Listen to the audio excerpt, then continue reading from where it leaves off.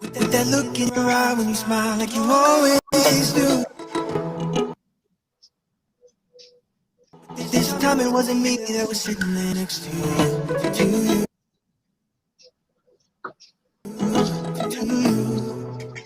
But I'll be fine. It took a little time, but I think that be the lie that I'll say to my friends, but they'll know I'm not alright. 'Cause I saw forever in your eyes, but I think I'll ever. I think it's out of time.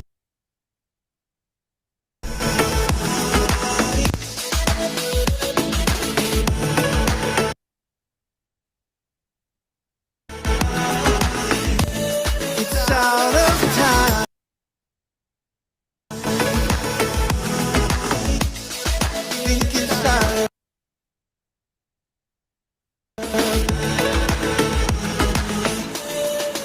I still catch myself thinking back to you. Well, welcome to another from around Mijas live stream. We have two very special guests today. Mr. Alan Boardman, who has just, I think, half an hour ago got back from the UK. Alan, welcome. And hi, Bill.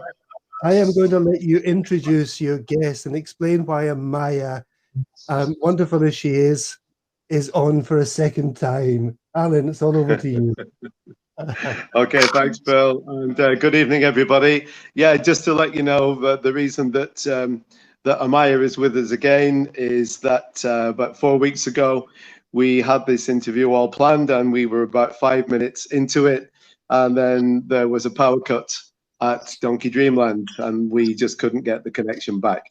But we're delighted. I'm delighted to see Amaya again. Hi, Amaya. How are you? Hi, Alan. Hi, Bill.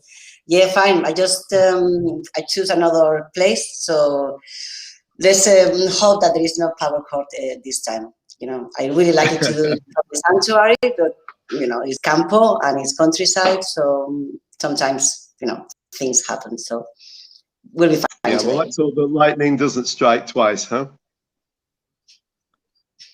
Sorry, what did you say? I said, let's hope lightning doesn't strike twice. Yeah, exactly. So, yeah. So, Amaya, people listening to this and watching this who they know you at all, they will know you for one reason and one reason only, and that is the fact that you were the founder, not quite a year ago now, of the Donkey Sanctuary in Mijas, and you called it Donkey Dreamland Mijas.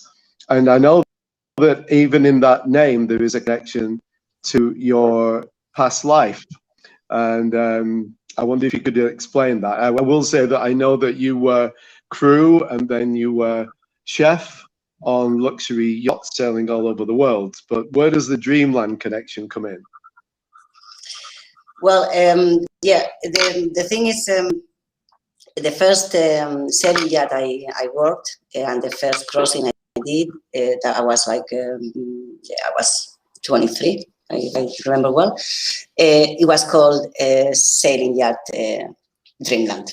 So that's the name well, first of all, it's a yacht that I really, really loved. We had an amazing 6 months on board, 3 of the crew and myself. We were sailing around all the Caribbean. All around the Caribbean, we did. We crossed the Panama Channel with that sailing yacht. We arrived to San Blas Islands, also in Panama, which was a paradise. So, and it was so nice that after we finished our 6 months as a crew, the 4 of us, we went for a trip in Mexico. So usually that never happens, because after being 6 months with a crew in a yacht, you just want to don't see them anymore. But that time was very special. So we decided to go on and travel together for another month and a half. Yeah, I remember. So yeah, Dreamland is it was a name very important for me. So I just added donkey at the beginning, and that was the name for the project. Right, perfect. I mean, it does sound like you named the sanctuary in an appropriate way. You wouldn't think there was a connection to the 7 Seas on there, but obviously there was. So tell me, I know that you were born and raised in Granada, but when was your first interest in either animals or donkeys? When did that first come to be? Well, when I was a child, I don't know, maybe people doesn't know the place so much, but Alpujarra is sort of like it's like a sierra, it's like a mountain area that is it's not Sierra Nevada, which is the highest mountain in Spain, but it's a little bit below, and it's a very special place. So me and my family and friends of my family, we used to spend the summers there, and there was plenty of donkeys, and in fact, donkeys that are still very getting used to carry things around or to help in the work on the country, etc. So that was the first connection. I remember I was always with this campesino, this campo man who had one donkey, and that was my whole interest on those summers. Even my family was like, yeah, let's go to the beach, because it's like only 30 minutes away from where we were. And I was like, no, I'm fine. I prefer to stay with Antonio and his donkey. So that was the first sort of contact with them. And after that, I always say, and many people knows that once you get into donkeys, it's very difficult to get out of them because they're fantastic. So over the later I will explain, because of course I did sail the 7 Seas, but also I did a lot of sailing around the Mediterranean, and I arrived to a place that is in Sardinia. It's a very island near Sardinia that is called Asinara. Asinara comes from the name of asno in Italian. Asino in Italian. So Asinara is an island that is full of donkeys, wild donkeys. So I just loved it. I thought it was paradise. Actually, they are all mostly white donkeys. It used to be sort of a prison, like many other small islands around, that they use it like just to, get prisoners there because they couldn't escape. But now it's a wild paradise for donkeys. So I remember being with a sailing yacht anchoring, just like, being near that island and listening to the donkeys braying all night. And I felt like at home. So yeah, that's another story. So yeah. And then when you went after all those years at sea, and you decided maybe that you can have too much of a good thing, you went straight back into the donkey world, did you not? When you came back to Granada. Yeah, exactly. Like while I was sailing, of course, sometimes you need a break from the sea, and sometimes it was like I was doing maybe 6 months in a row, like non-stop sailing and and chartering and of course cooking, etc. So anytime I could get some holidays, sometimes it was 1 month, sometimes it was 2 months, depending. I will just go straight back to Granada, to Alpujarra, and I will rent myself a little cortijo, which is like a classic country house, like the classic white little country house in Alpujarra, because especially one house, because there was a donkey just nearby. So yeah, also not just because of the donkey, also I love the place, but the donkey, it was quite guilty for me to go in there on my holidays. So yeah. Great. I just will remind viewers actually that you can message in via the YouTube link if you have any questions for Amaya. I'm sure she'll try to answer them for you before the end of the program. Right, so when you finally came back for good, you got involved in the donkey sanctuary at Fuente de la Piedra near Granada, yes? Yes, well, I wasn't sure that I was going to come back for sure. I just took a sort of a sabbatic year because I needed a break from the sea, and because I needed some land, basically, also, and contact with the animals. So I decided to volunteer there. It's called El Refugio del Burrito, but it belongs to the Donkey Sanctuary, the Worldwide Donkey Sanctuary, because I really wanted to learn more about these animals, not only just like cuddle them, etc., but I really wanted to get to know them better. And I really wanted to do something different of what I've been doing for the last years. So I started volunteering there. I did I can't remember what, I think it was like 6 months. I did volunteer, and I got myself a house nearby also, etc. And then after 6 months, they wanted me to stay, so they offered me a job, and I just couldn't believe it. I was like, well, that's amazing. It's like they're gonna pay me for doing like what I really love. So I stayed with them for another year and something more, working in different departments. And then you decided, well, hold on, I could possibly do something like this myself, and you decided to try to set up Donkey Dreamland on the Costa del Sol, but the first attempt at finding land didn't quite work out. Well, no, he didn't. But anyway, I'm quite stubborn. Maybe that's why I like donkeys so much. I'm quite stubborn, and I continue. The truth is, like, I decided to do that myself also because Donkey Sanctuary, where I was working, we were absolutely full, so we couldn't rescue any more animals. We had the capacity of 80, if I remember well, and we already have 97. So we had to say no to many animals in risk, animals that were being mistreated and in really bad situations. So it was very hard for the whole team, including me, to having to say no to save these animals.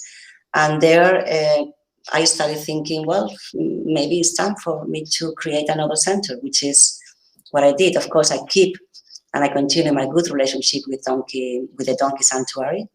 In fact, we help each other a lot because they have a fantastic team of animal welfare, etc.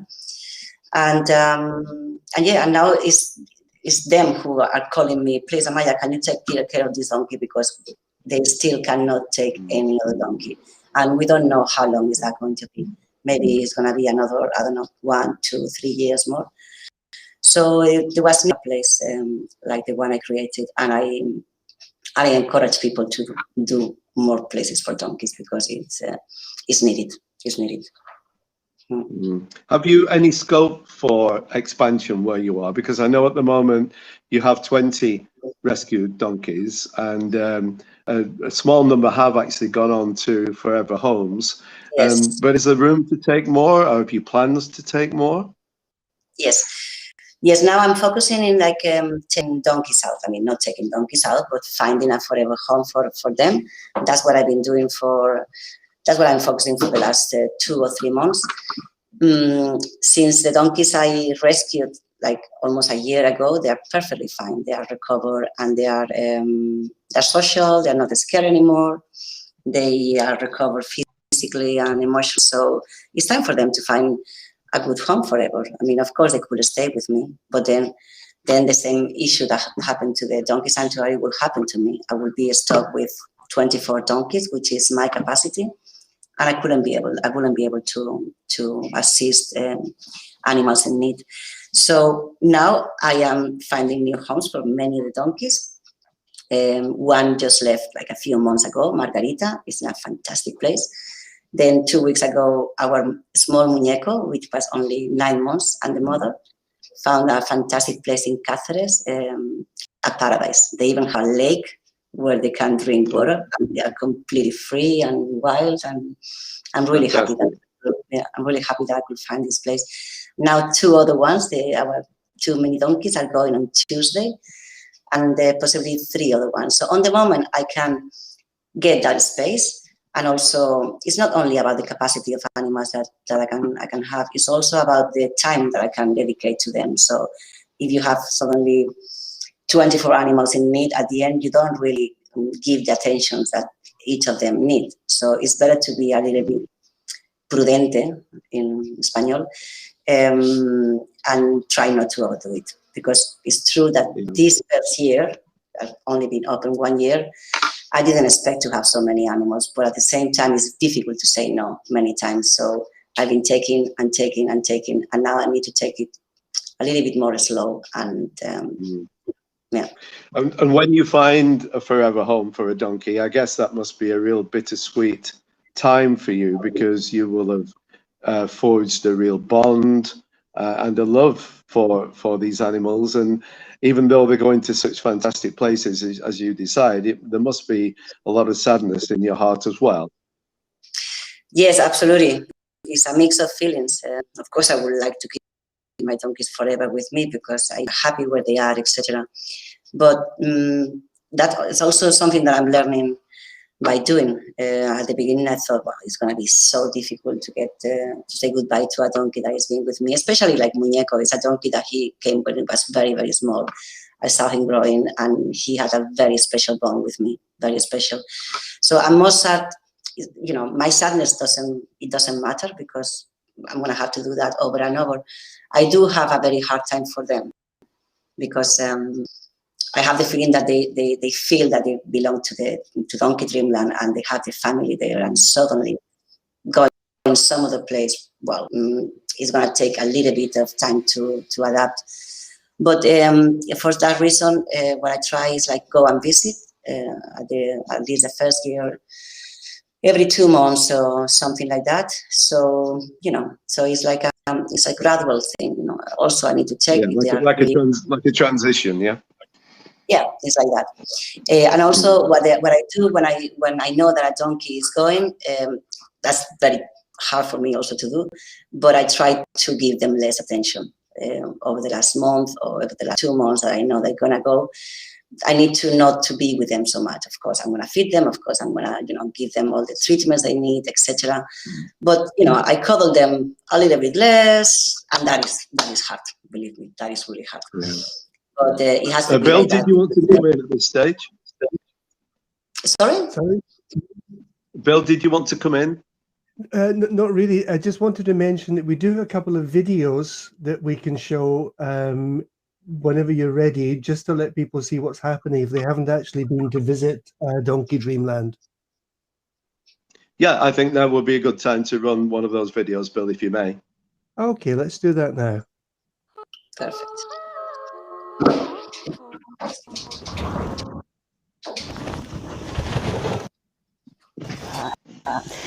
Guys, that's another of our donkeys. Her name is Nube. It means cloud in Spanish, because she's all white and fluffy and super soft in character. Nube to us last November together with Cielo and a small donkey called Muñeco. They were in I'm not sure about the name in English, but it's just in a house of tratantes, which is people who makes money out of selling donkeys, breeding donkeys. So Nube is a female donkey who has been having babies over and over, and she could never take them because they were using them for making a business. That's super bad because a donkey should be with the baby for a year, so the baby is fine and the mother is fine. After that year, maybe you can try to separate, but not before. On her case, the babies, I'm guessing they were taken away from her 1 month, 2 months, when they are super cute, etc. So luckily, these people, they couldn't have money enough to afford to have their donkeys, and they just wanted to get rid of them, like kill them, I guess. So I got in touch with them, and Okay. Video a little bit bumpy, I think. But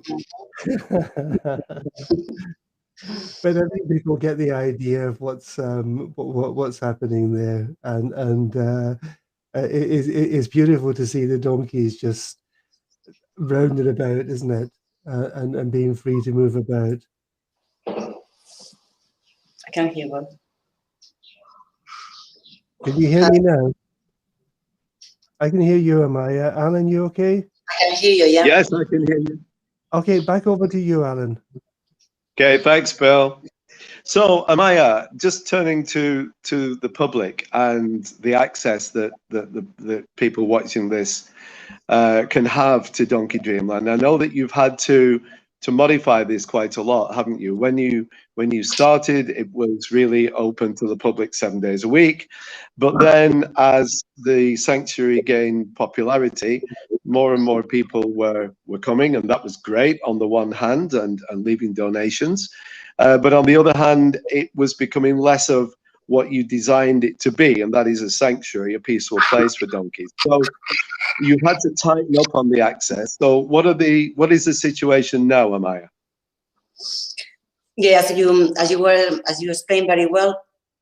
Yeah, sometimes success is not the best thing. In that case, it's an animal sanctuary. So having so many people a few months ago, it got me to a point that I needed to rethink how I wanted to do the things.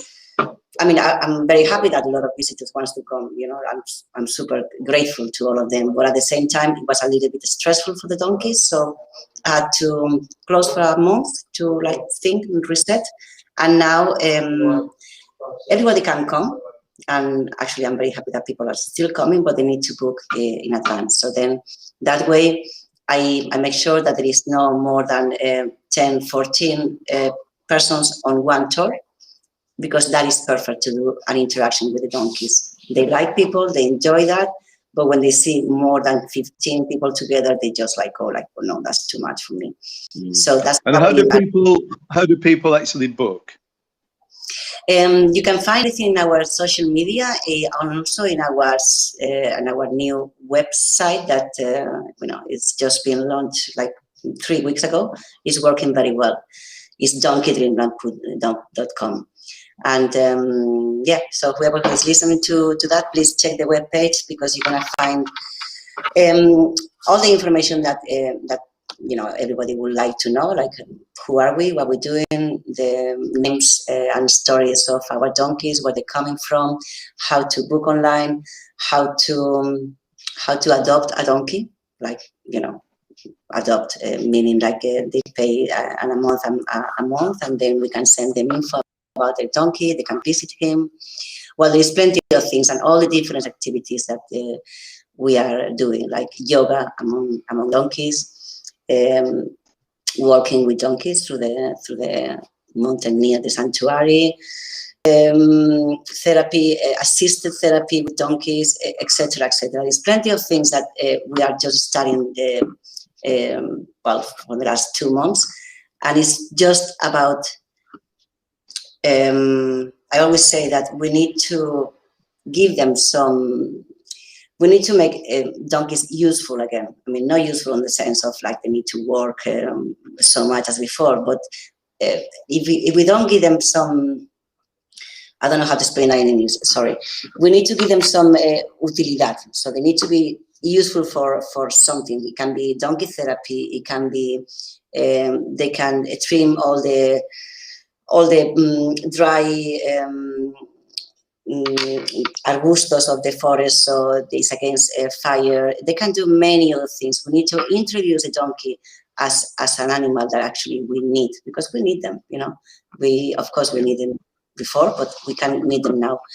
So yeah, through Facebook you're gonna see all the links to book for the tours and to book for the activities, also on the webpage, and also when we make an event like next Sunday, in 2 days, we're doing a nice event with a little bit of everything, live music, nice food, artisans local artisans who are going to show their work, which is like from jewelry to like organic clothing to organic fruit and vegetables, etc. So it's like, creating is in one hand is for fundraising some money for the donkey sanctuary, but also on the other hand, I really like to create a community of animal lovers, people who live around the area, that can get Donkey Dreamland as a reference for things like that, for spending a nice day. And yeah, and just turning to fundraising, just turning to finance. I mean, obviously, the events that you do arrange throughout the year, every penny profit, if you like, goes into the sanctuary. But these events are nowhere near enough to maintain the sanctuary, because Donkey Dreamland literally needs thousands, tens of thousands of euros each year to carry on. So how can people help? I know that there are a couple of initiatives that are only just being launched, and people watching this may be interested in one of them, because they are completely different. And one is teaming. Can you explain teaming for us? yeah, teaming is well, it's a platform that actually works very, very well for many other animal rescue centers or sanctuary, because it's just like teaming means like by becoming a team member, you only pay €1 a month. Okay, it seems like it's nothing. It's nothing. It's like less than you will pay for a coffee. So I believe everybody can give that amount of money a month. But of course, if that goes well, it means that like all our followers on Facebook, all the people who is like interested in the project, if we get a nice amount of people who just pays €1 a month, then at least we can cover many of the expenses. Like say the vet, for instance, which is like more than 1,000 a month. Every month is more than 1,000. So maybe that could be covered just by teaming. Or we could cover, hay and water and food just by teaming. So all that you're also going to find it, whether on our social media, Facebook or Instagram, Donkey Dreamland Mijas, or whether in our webpage. And then there is another project that I can talk about it later. There is another project that it's like two sides of like two different sides. One is like for persons who maybe don't have that good economy, so they want to help, but they cannot just like help with a lot of money, just like €1 a month teaming. And then we are also launching, which is the 100 Best Friends of Dreamland, meaning that it's sort of an exclusive club where people can donate. It's €80 a month, and some people are able to pay that money. And if we could get some of these animal lovers on board, it will be fantastic, because then obviously the sanctuary will be financially completely covered, and that's what we need now. Because, as you know, of course, we know we love animals and we want the best for them, but when you're struggling with money, and then somehow you don't pay so much attention, or it's not that you don't pay attention, but maybe you're gonna go, well, shall I call the vet or no? Maybe I wait, because maybe I'm just like, I don't have the money enough, and that should not happen. So that's what I'm trying to do now. I'm trying to be safe, and I'm trying to just, nobody's getting any profit in the sanctuary, not even me, because that's my dream, and I'm putting my own money on it because I decided to. But it's true that it would be great, now that the sanctuary is growing, it would be great maybe to be able to pay somebody so they help me with the maintenance, or with the feeding of the animals, or with, I'm trying to create the project in order that first I have a little bit more time also, and the donkeys are better looked after, which is perfect now. But and in order to do that, sadly, means money. And we all know that. And the other side of this, of course, is the amount of time and energy that you have to put into these events, because I know you've got a team around you that does help, but nonetheless, you are leading all of these projects, and this is energy spent that could be spent doing what you do best and what the sanctuary is all about, and that's looking after the donkeys. So there are these two projects that people can find out about on Facebook or via the website. One is teaming, which will only cost people €1 per month, and at the other end of the scale, the sanctuary is looking for 100 best friends to donate €80 a month. But the reward for that is that they can come to the sanctuary at any time. And so that's really the exclusive benefit of being one of the 100 best friends of Donkey Dreamland Mijas. Have I got that quite right? Yeah, absolutely. Yeah, of course. I mean, I'll be grateful when we start having the 100 best friends, even if we just start with 20 or 30 or, whoever who wants to come on board. And of course, I want to offer them like anything. Anytime they want to come to the sanctuary, I'll be more than happy to show them around. I'll be more than happy to even organize activities for them that can be like donkey walks, so it can be a nice picnic around the area with the donkeys. It can be many things. They can come to any activities that we are doing, like the yoga, donkey therapy, any of them. So it's a little bit exclusive. It doesn't mean that I just want to focus on them, because actually I focus on the animals. But of course, when we have supporters of, that are giving this amount of money, I want to give them the best attention I can. So that's gonna be is part of the project, or is part of the plan of the 100 best friends. It's exclusive. Okay, only can be 100.